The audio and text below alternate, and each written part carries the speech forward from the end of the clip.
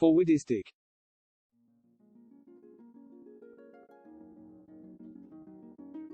Deep Work by Cal Newport. Why then do you try to enlarge your mind? Subtilize it.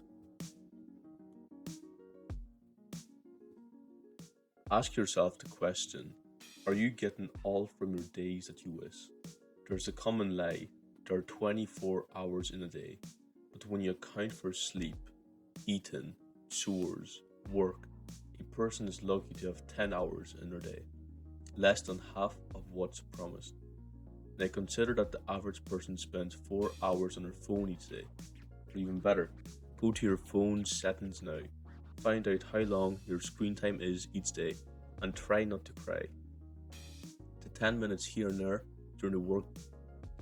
A critical idea in the book is that your life doesn't start and end at the same time your work does. I'm sure you know people who live their lives only when they work, and after this 8-hour period, they lose all of their interests and simply drift through the rest of their days. For a lot of people, it'll be their boomer parents who outside work spend most of their life watching TV. The 4 clean hours of your day must be maximized doing what you love, or regret will be heavy. This video's purpose is to firstly establish that distractions such as your phone not only eat away at your time, but also at an equally valuable but less appreciated asset, your focus. I will be sharing with you what I learned from reading the book Deep Work by Cal Newport and how its principles can be applied to the life of a young adult. One of the most important things about deep work is its antithesis, shallow work. Everyone knows shallow work. Everyone is friends with shallow work.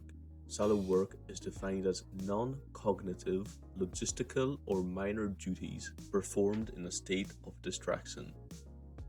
The way to visualize shallow work is answering boring, brain-numbing emails while on the phone to your friend or parents. The emails are the simple task in this case, and the phone call is the constant distraction. I believe I know of an even better example, however. Do you know of those hyper-rich YouTube influencers whose day in the life videos have them waking up at 3 a.m., meditating for 4 hours, exercising for another 4 hours, before starting their workday, where they have 3 monitors or checking the major stock markets while listening to an audiobook at 2 times speed while on 2 phone calls simultaneously? Apart from being blatant lies and manipulation, how well do you think someone can predict complex trading patterns while constantly being bombarded by distractions from 4 sources? Although very busy, they're not very productive, and Cal Newport presents a different approach. He believes that in order to thrive in our society, you must be able to work with complicated machines and computer systems while also being the best at whatever you do. The theory of deep work states that the most efficient way to learn hard skills is programming, and the best way to become the top in your field is by undergoing professional activities performed in a state of distraction-free concentration that push your cognitive capabilities to their limit. These efforts create new value, improve your skills, and are hard to replicate. One important aspect of the set of beliefs is that when you switch from one task to another, for example, stopping studying to answer a message before going back to studying, some of your focus will be lost from the switch, and the small focus loss will not be easy to recover. Therefore, the more times you stop your primary task to respond to a minor issue, the more of your focus is stolen in addition to the time you lose. And you have to consider that if you're losing both focus and time, it's not just additive, it's multiplicative. So the negative effect to your productivity is massive. The solution to this issue is firstly to identify the important tasks that you want to work on, and then minimize the times you're distracted from these tasks. If your phone distracts you, put it on silent mode. If your family or roommates distract you, go to a library. If you're constantly changing the song you're listening to, consider finding a long, ad-less playlist to listen to.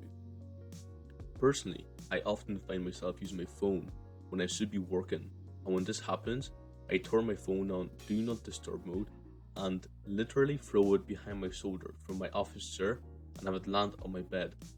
It's very satisfying to be able to literally throw your distractions away like that, but I think that's more of a personal, individual case for me. These are all fairly easy to fix, but a more nuanced type of distraction is when your brain thinks about something you have yet to do.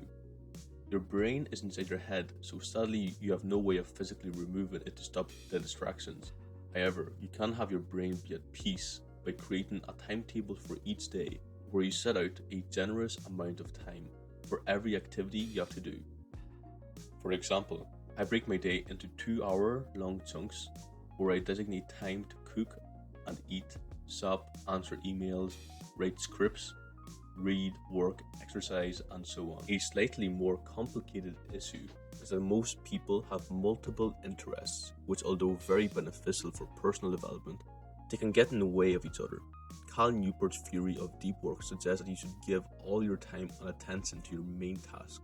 In my case, I have an interest in video production, programming, guitar, and assuming I only have 90 minutes of spare time a day, Cal Newport's theory states that it's better that I spend 1 or 2 days in a row giving all 90 minutes to one of those hobbies instead of trying to do 30 minutes of each every day.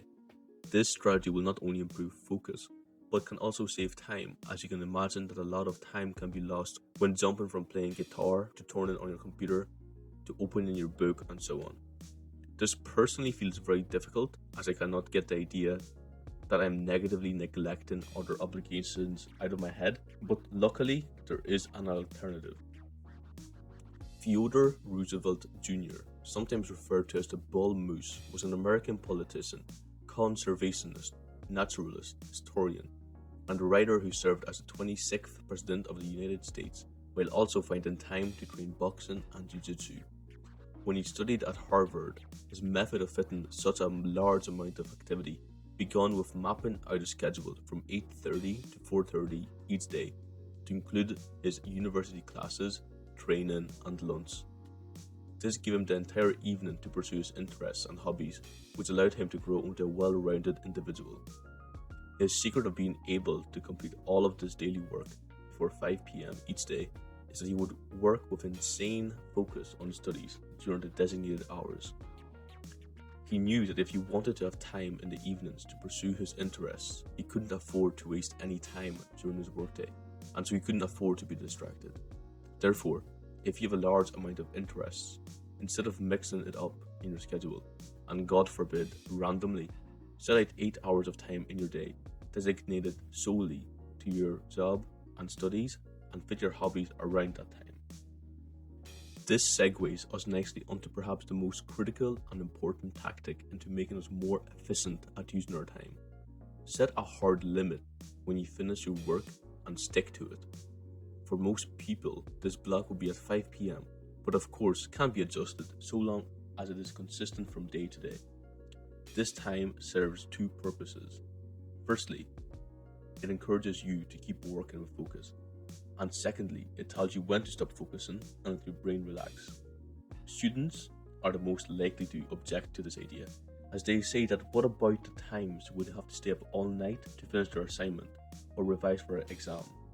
I answer, what about all the preceding days where you procrastinated and did no work at all? What about the times you spent on your phone when you should have been revising? I am a student after all, and I know all of these lies. The amount of hours each day and week is the same. The secret is maximizing what you do with them. And so, the hard stop to work each day is meant to help you work deeper before it. You will want to work and study harder if you know that you're not allowed to procrastinate your work until the evening. The other side of the strategy is that once your work day is ended, your brain will be allowed to relax. Due to the interconnectedness of our society, these days you might be tempted to answer some emails after your hard stop, or maybe work some more on your essay. But I say that if you worked hard during the work part of your day, then your work will have been done and your brain will be deserving of rest. A very controversial idea of deep work that I'm sure many people would heavily object to is the idea of structuring your rest. This would mean that after your work, you also have a schedule of what you will do. Some people will say that structuring your rest will just feel like more work, But this idea fails to consider what makes many people happy and fulfilled to begin with.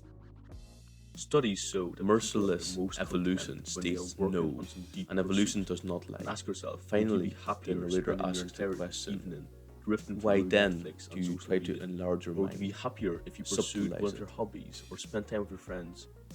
If you scheduled each of your evenings to include a little fun activity, like sport, dinner with friends, rock climbing, or whatever else you find interesting, would that not make you happier than seeing the newest show on Netflix?